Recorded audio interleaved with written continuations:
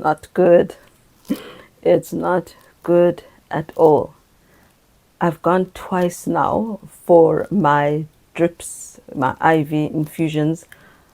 I know this last time I had 500 milligrams of sodium medrol, which is prednisone, cortisone. It's a steroid, and it's not helped, guys. It's not helped. I don't actually know what to think. But anyway, let's start from the beginning because there are some positives. There are some nice things in all of this. So, Friday I went to the nurse and I did my first ever IV sodium medrol, as you know. I think I shared that part, yes. And then on Tuesday I went back. Durbanville Day Hospital is very different to all the other day hospitals. Okay, I've only been to two. All the other private day hospitals I've been to. You are not segregated according to age. You're not segregated according to gender. You're all just sitting in this ward with all sorts of children and adults. The children were there for various surgeries, mostly boys. There were urethral surgeries of some sort, penile surgeries. They weren't the problem. I had to put on my mask because of the fathers. The fathers were coughing and coughing and coughing. As you know, my pulmonologist had already wanted me to wear an N95 mask anyway. So I hastily put on my mask. One of the dads moved away from his children. Imagine, two boys having surgery on such a sensitive, delicate part. The two little cute boys. But still, that's hard. It's hard watching your child having to go to surgery anyway, I know. But to have two at the same time when they're quite young, I know that when you're 15, you understand more what you're going through than when you're 5, and why you have to go through the pain and why you have to not touch the sore part. So anyway, so they moved. That was nice. I think he noticed that I put on my mask when I heard his coughing, so he stayed away. But the noise, it's so different to my day hospitals. I will come in and there'll be other women, maybe 2 women only, and two other beds. Here, I think there were 4 or 3 facing each other. And so anyway, that's just Durbanville Day Hospital. If you ever happen to go and need an infusion or care there, it's different.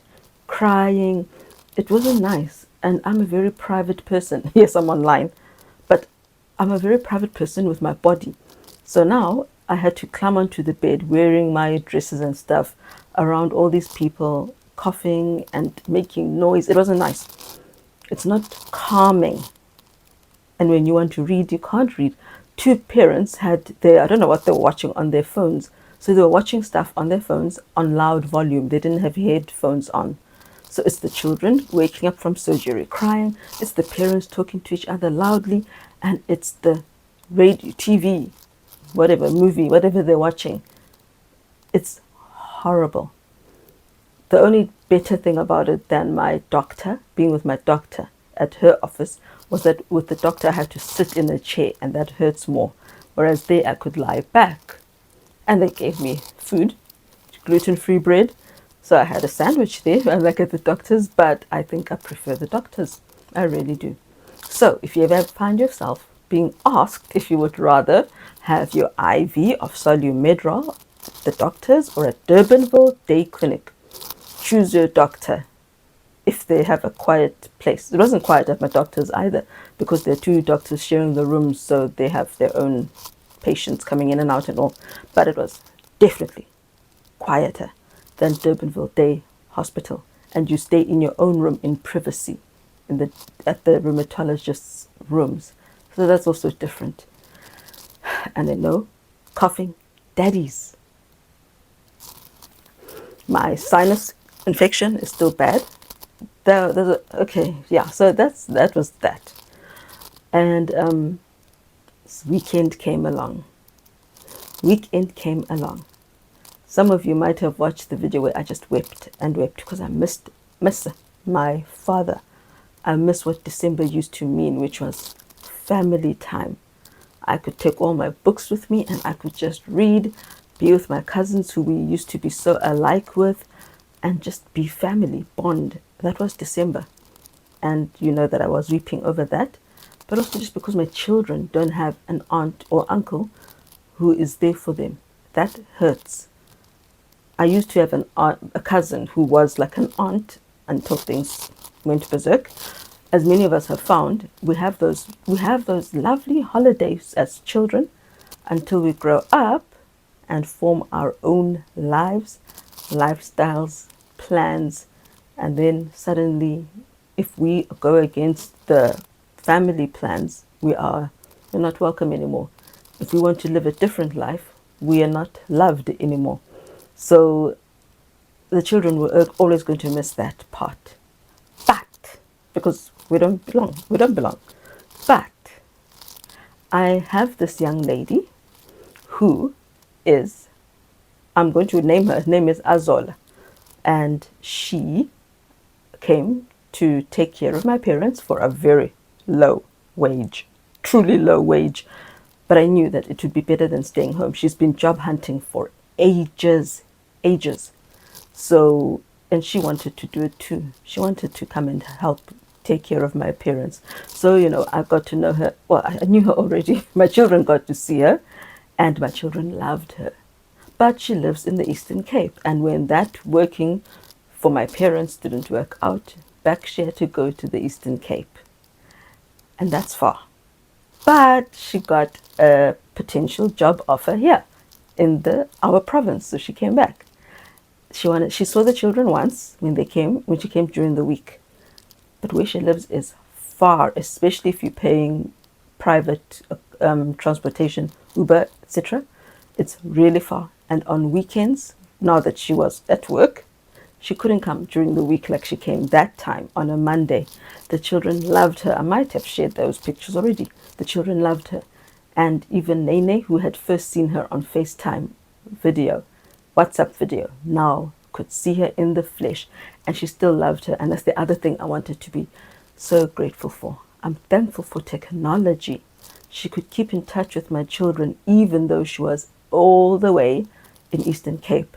And sometimes my children are not the easiest to talk to. Amy loses track. Mikaya doesn't always make sense, but she still phoned my children so they could see each other. Yeah. So she came on Sunday. Now, the funny part for me, okay, so she came on Sunday. I won't go into forcing her to come here. The children had fun. They went to West Coast National Park. It's not like this big park with wild animals. It's mostly like a bird kind of place, bird viewing. There's a lovely natural lagoon, ocean type thing where you can go play in the water.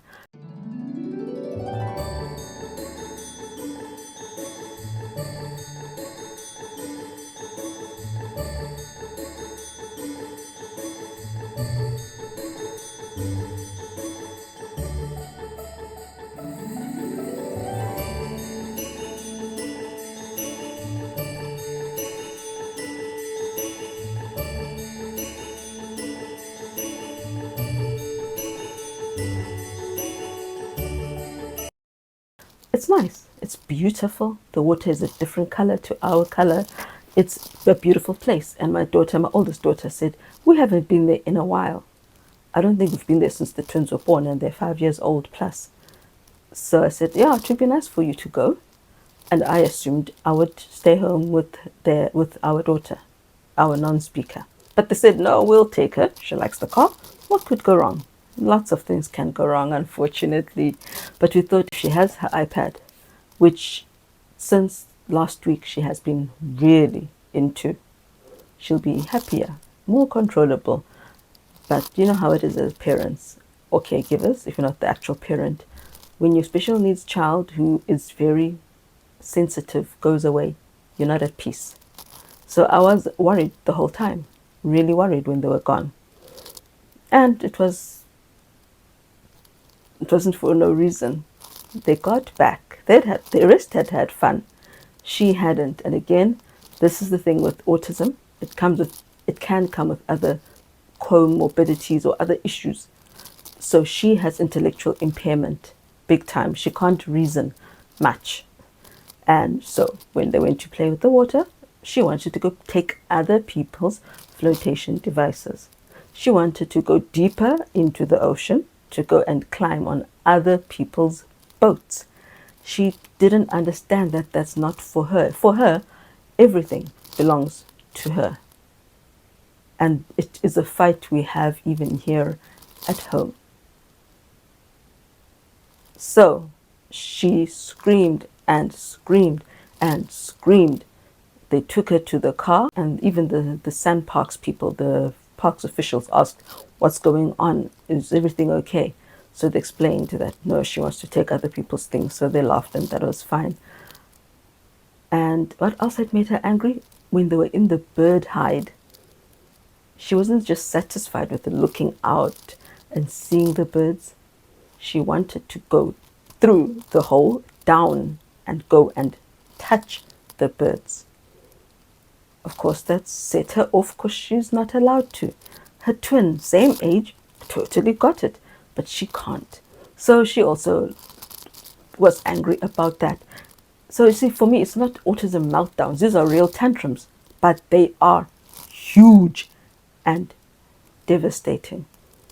So devastating that when they tried to calm her down with the iPad, she chomped down on it.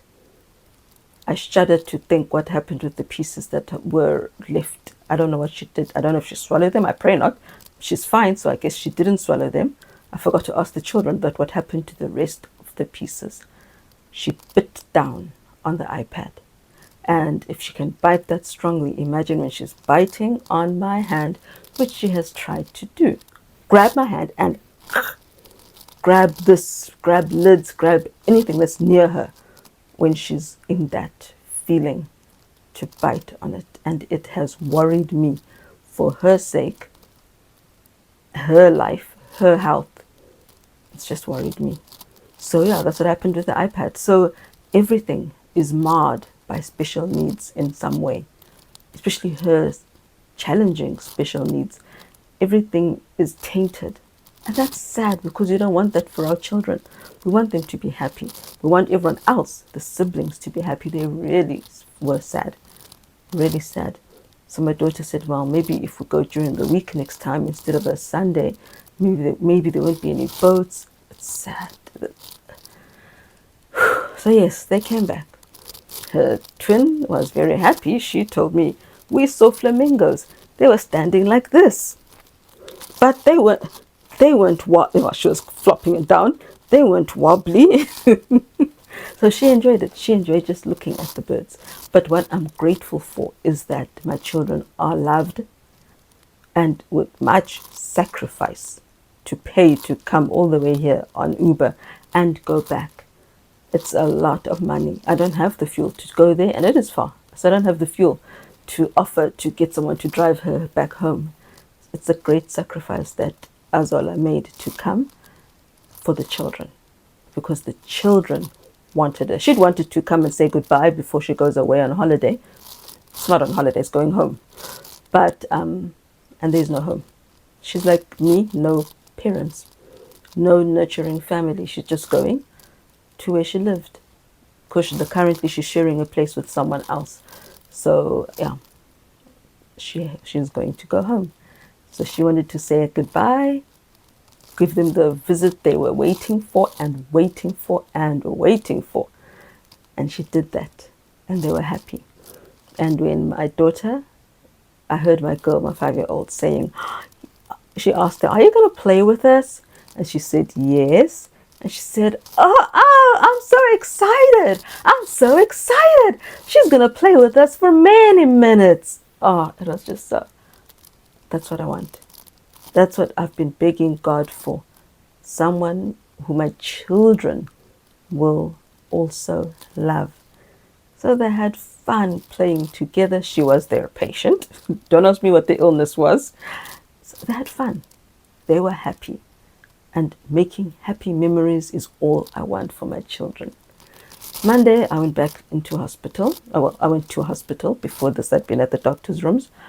And again, that's when I told you how the hospital atmosphere is like. And then the doctor came and said to me, and we should also do those SI joint and lower back injections, where they start with the smaller needle and through via CT scan, and they put you through, see where all the joints are so they can get between the joint and inject. So they did that, and they do all these different prick and then prick again and prick again to get the needle in to numb you localized anesthetic, and then they drill in with the thick needle. But again, it was a lovely doctor. He talked me through what they were going to do. The radiographer talked me through everything, and she assured me that she would cover my modesty, because you're lying down on your back, open up. You have to bring your underwear down, and it's not nice. It's for me. I told you, I'm very shy about my body. So it was nice. Dr. Khreiling was a very good doctor. And for the first time, he showed me on the CT, on the screen, that look, this is where we bored down into your joints. See, we didn't touch any nerve, so you should be fine. But yeah, I fell over and backwards onto my daughter. Admit it, Mom. If I wasn't here, you'd have fallen down. That's the impact of these things. It's cortisone and anti-inflammatory into the joint, and it makes you numb. By the time I got home, I stepped out the car, and my feet were not there, and I just stumbled, and they were stumbling through the house. So my children really bravely, my heroes, carried my arm so that I don't fall over, very happily, so that I don't fall over, and got me safely onto the bed. And then my son, 9-year-old, said, okay, Mom, can you now do school? I was falling just now. You want me to do school?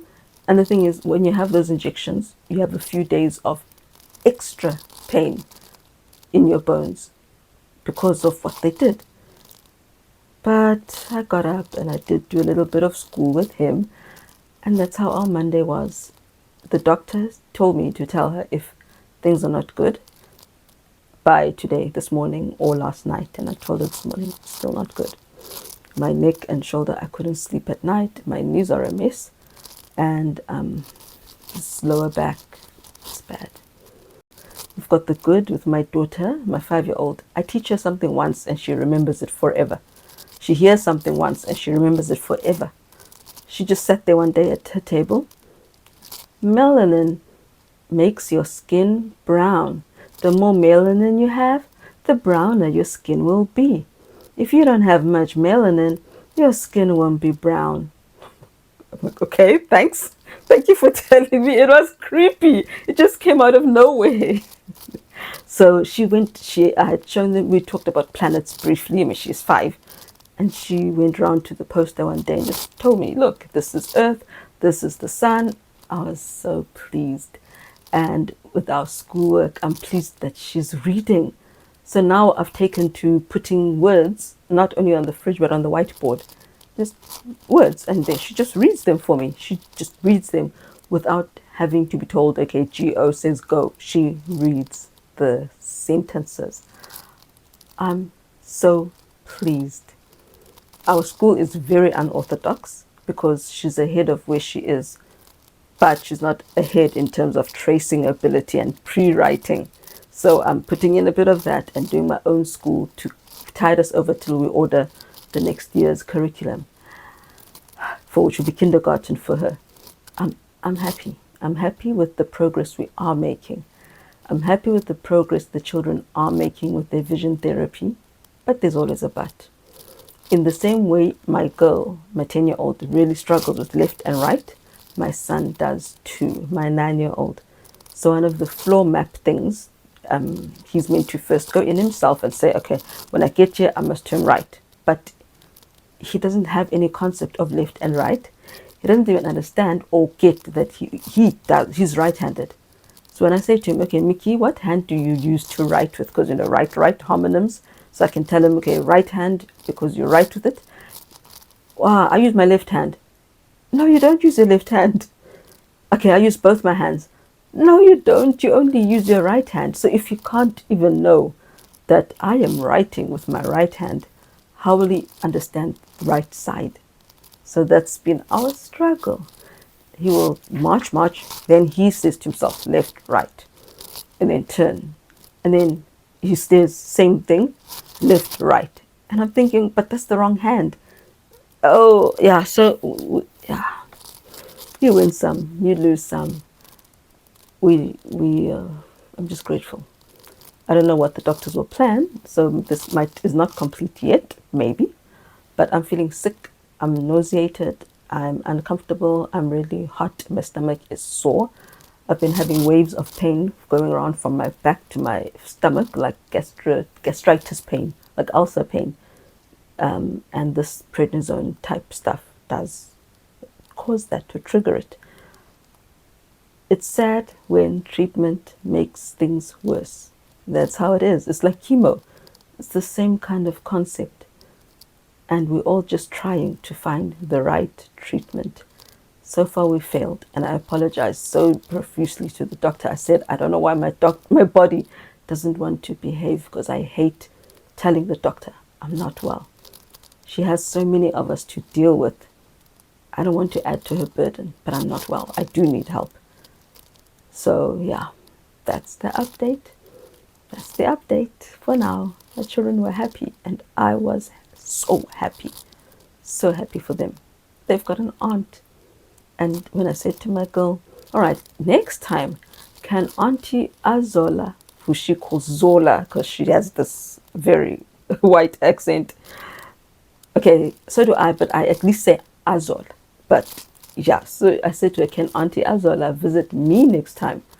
No, not visit you. She come play with us, not see you. Duh. So, well, I shouldn't say duh. So there we go. They are loved. They know they are loved by an auntie. And I'm happy.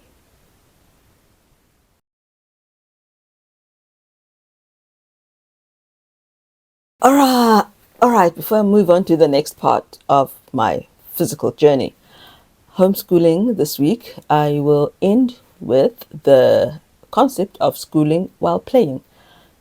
So while my children are playing, because in general, children don't have the motivation to stop playing so that they can do school. My children are always playing, so no matter what time it is, it will be time when you are interrupting them, unless you say, okay, stop eating and let's do school. Otherwise, as soon as they finish eating, they're playing together, having fun. So it's hard to get them motivated.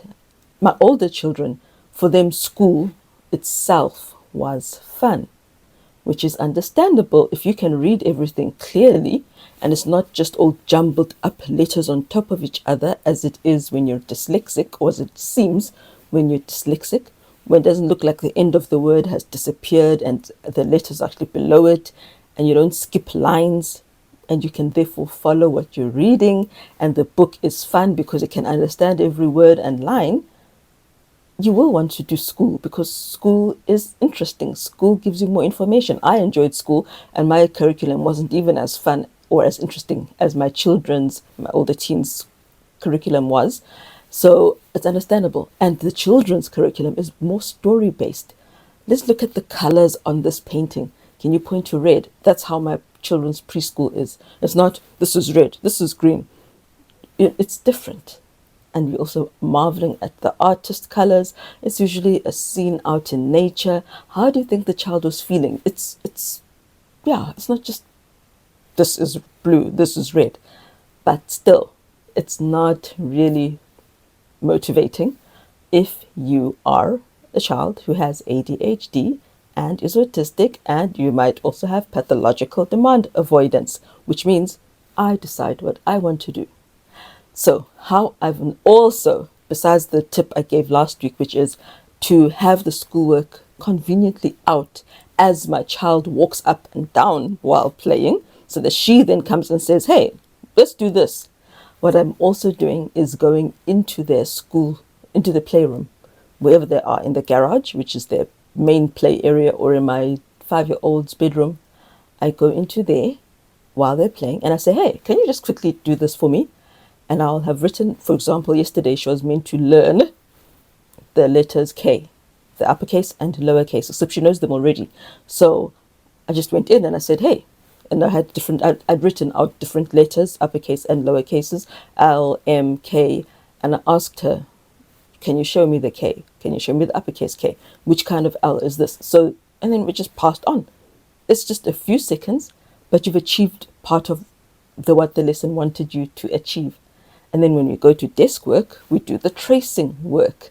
But anything else that's verbal, I try and make it as part of the day. Is I just weave it through the day. And I'm doing that for both children. Even with my older girl, I'll bring her reading list. I just thought I had one somewhere here, but I don't. I'll bring her reading list and I'll say to her, oh, can you quickly just read these words for me? To my daughter, Amarissa. And then she'll read the words and then I say, okay, keep playing.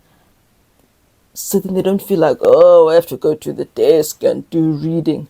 So that's my other tip for making school more interesting, or rather merging school into what they believe is interesting. They still learn, you still know what they learn, you still know what words they struggle with, and then any word my daughter struggles with, I go and write it on the board, and the board is right next to their table, and so she can then see it when she's eating. So that's how I then re-emphasize or reinforce the correct spelling of words. So yeah, that's how I'm doing the school thing. I loved how I bought them a toy farm set, a gardening for vegetable farm thing. And this week my daughter, come and see, mommy, come and see. So I went to see, and they'd planted the vegetables in their little farm. I love watching children's creativity. I love seeing what next, what next? What else will they do? So I'm really enjoying that part of homeschooling. I really am. So this is the new medication my rheumatologist has put me on. She believes that I am suffering from, like when you have stress-induced fibromyalgia. That's what's happening. The two high-dose things should have worked. The medication should have worked to bring down the inflammation. And if it's inflammation, then I should be better, but I'm not. Which means this is something else, which means it's something called like fibro, symptoms caused by stress, which is a bit of a problem because then, as I replied to her, then I'm doomed, because if it's triggered by stress and I will always be stressed, then I'm doomed, or I'll die before my child is even 13. My most stressful and worrying child, the one who digs into my fingers. And it's not to say all children are easy. Boy, do we know. Drunkards will stress a parent until they are at death's door themselves.